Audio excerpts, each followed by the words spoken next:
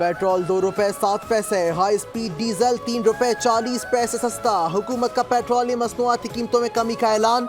Petrol की नई कीमत 247 रुपए 3 पैसे फी लीटर मुकर्रर।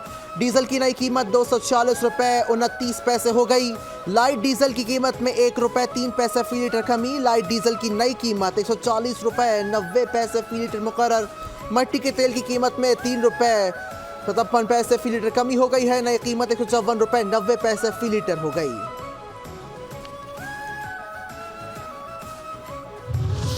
ये तो हुकूमत का बहुत अच्छा इकदाम है कि मतलब 2 रुपये कम किए। वैसे ज़्यादा करना चाहिए लेकिन कम किए, चलो कुछ तो किए, बढ़ाया नहीं है, ये भी अच्छी बात है। आज 2 रुपये कम हुए हैं, कल 10 रुपये बढ़ जाएंगे। अवाम ने पेट्रोलियम मसनूआत की कीमतों में कमी को नाकाफी करार दे दिया। कहा अब पेट्रोल मुसलसल सस्ता हो रहा है, अशियाए ज़रूरियत की कीमतें कम नहीं हो रही। पेट्रोल जब महंगा होता है अशिया के दाम बढ़ा दिए जाते हैं। हुकूमत महंगाई से निजात के लिए मजीद इक़दाम उठाए।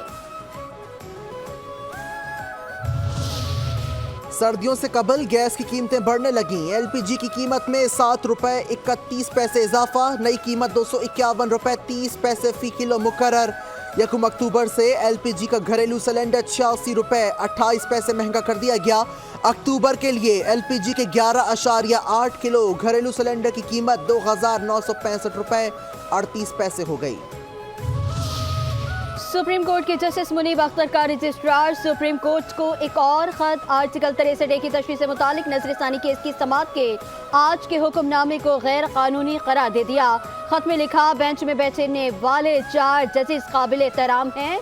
कल की समाअत कानून और रूल्स के मुताबिक नहीं। कल की समाअत का हुक्मनामा जुडिशल ऑर्डर नहीं। आर्टिकल 63 की तशरीह से मुतालिक नजरसानी केस के हुक्मनामे की कोई हैसियत नहीं। Chief justice of Pakistan justice Qazi Faiz Isa ने प्रैक्टिस एंड प्रोसीजर कमेटी का इजलास आज सुबह बुला लिया।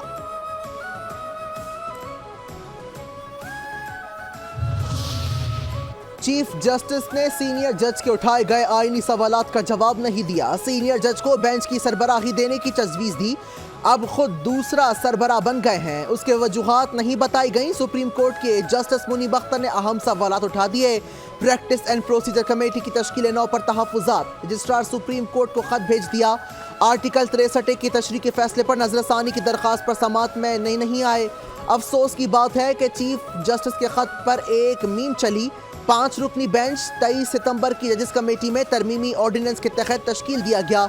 सीनियर जज ने बेंच की तश्कील पर आईनी सवालात उठाए।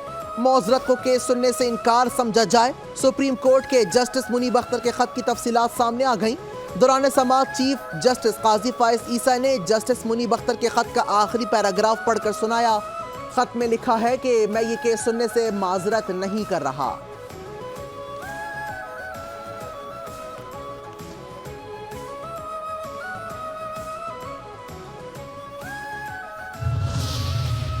जस्टिस मुनीब अख्तर के खत पर चीफ जस्टिस ऑफ पाकिस्तान ने कहा, जस्टिस मुनीब अख्तर को बेंच का हिस्सा बनाने की कोशिश की जाएगी।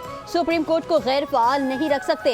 बेंच बन चुका हो तो केस सुनने से माजरत सिर्फ अदालत में ही हो सकती है। हम जस्टिस मुनीब अख्तर को राजी करने की कोशिश करेंगे, वरना नया बेंच बनेगा। जस्टिस मुनीब अख्तर शामिल हों या ना हो, दोनों सूरतों में आज केस की समाअत होगी।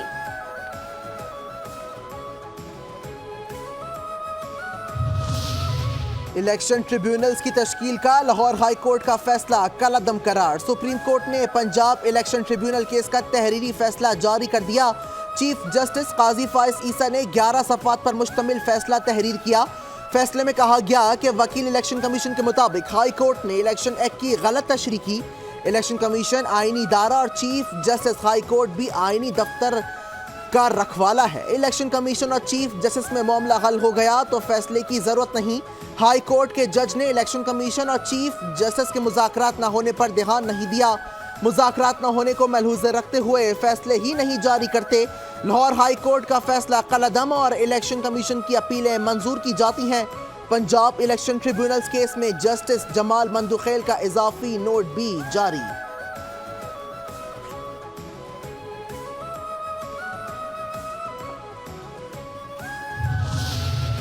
वफाकी हुकूमत ने सैलाब मुतासरीन के लिए मिलने वाला आलमी इमदादी फंड जेब में रख लिया। पाकिस्तान पीपल्स पार्टी के चेयरमैन बिलावल भुट्टो जरदारी का इल्जाम, कोयटा में सैलाब मुतासरीन में इमदादी चेक्स तकसीम करने की तकरीब से खिताब। कहा, वर्ल्ड बैंक से सैलाब मुतासरीन के लिए $400 मिलियन फंड्स का बंदोबस्त मैंने बतौर वजीर खारजा किया था। वर्ल्ड बैंक यूरोपीय यूनियन से फंडिंग बहैसियत वजीर खारजा हुकूमती सतह पर इकट्ठी की। वफाक ने डॉलर्स जेब में रख लिए। बलूचिस्तान को रुपए दे रहे हैं, उस पर भी इस्तेमाल अपने हाथ में रखा है। अभी तक एक घर बनाकर नहीं दिया। नून लीग और पीपल्स पार्टी में हुकूमत साजी का मुआहिदा हुआ था। मुआहिदे की शर्त थी कि सैलाब मुतासरीन की बहाली पहली तरजीह होगी। मुझे ऐसा लग रहा है कि बलूचिस्तान के साथ सौतेलों जैसा सलूक किया जा रहा है।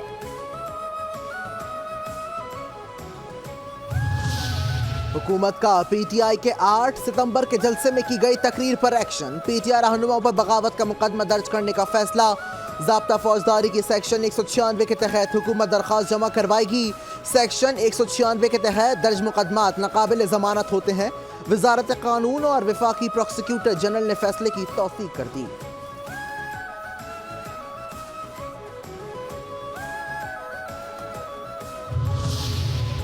हमें बानी पीटीआई और अदलिया आजाद चाहिए। बानी पीटीआई की रिहाई के लिए हमारे पास एहतजाज के सिवा कोई रास्ता नहीं। अलीमा खान के अडियाला जेल के बाहर मीडिया से गुफ्तगू, कहती हैं वफाक में 17 और पंजाब में 25 सीटों की फरोख्त खौफजदा है। अगर हम पुरअमन एहतजाज नहीं करेंगे तो वो बानी को रिहा करने के बजाय फौजी जेल में भी डाल सकते हैं।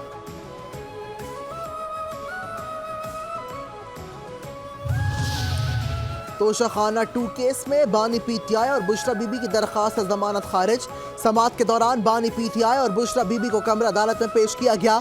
अदालत ने रिमार्क्स दिए 2 अक्टूबर को तोशाखाना केस में 2 मुल्जिमों पर फर्द जुर्म आयद की जाएगी।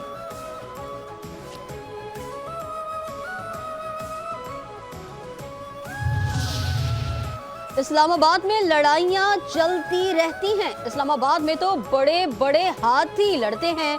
इस्लामाबाद में लड़ाइयों का बलूचिस्तान के हालात से कोई ताल्लुक नहीं। चेयरमैन पीपल्स पार्टी बिलावल भुट्टो जरदारी का कोयटा में तकरीब से खिताब, कहते हैं पीपल्स पार्टी का नजरिया और बयानिया 3 नस्लों से चला आ रहा है। हमें गद्दार कहा जाता था, तौहीन अदालत लग जाती थी। मुल्क को उस वक्त बहुत से मसाइल का सामना है।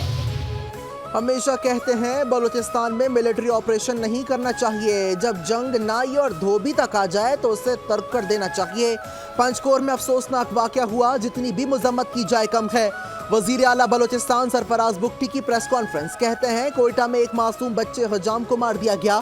प्रोपेगेंडे के जरिए बच्चों को वर्गलाया जा रहा है। उनकी वजह से मासूम बच्चों का कत्ल हो जाता है। रियासत बार बार माँ का किरदार अदा कर रही है। वालिदैन से कहता हूँ, बच्चा लापता हो तो हुकूमत से राब्ता करें।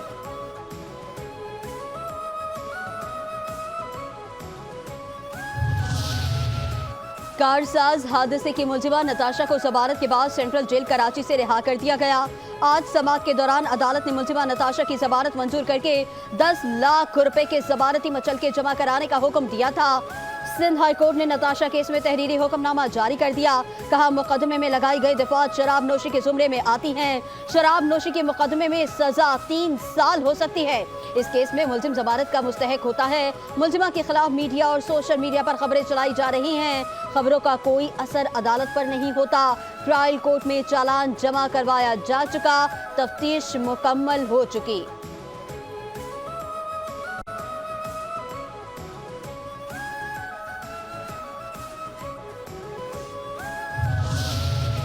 किडनी हिल्स रेफरेंस में साबिक deputy chairman senate Salim Mandviwala बरी हो गए। इस्लामाबाद की एहतसाब अदालत ने नैब की सलीम मांडवीवाला और दीगर के खिलाफ रेफरेंस वापस लेने की दरख्वास्त मंजूर कर ली। दरख्वास्त में कहा गया कि हुकूमत को 1 रुपए का भी नुकसान नहीं हुआ। नुकसान हुआ भी तो प्राइवेट फर्द का हुआ। सलीम मांडवीवाला का किडनी हिल्स मामले से कोई ताल्लुक नहीं।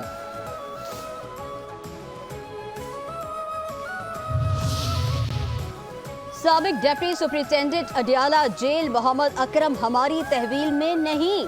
सेक्रेटरी दिफा दाखिला का अदालत में जवाब। Lahore high court Rawalpindi bench के जस्टिस चौधरी अब्दुल अजीज ने साबिक डिप्टी सुपरिटेंडेंट अडियाला जेल की बाजियाबी की दरख्वास्त पर सवाल की। अदालत ने रिमार्क्स दिए कि अगर बाजियाबी पर मोहम्मद अकरम ने बयान दिया वो उनकी तहवील में था तो कार्रवाई करेंगे।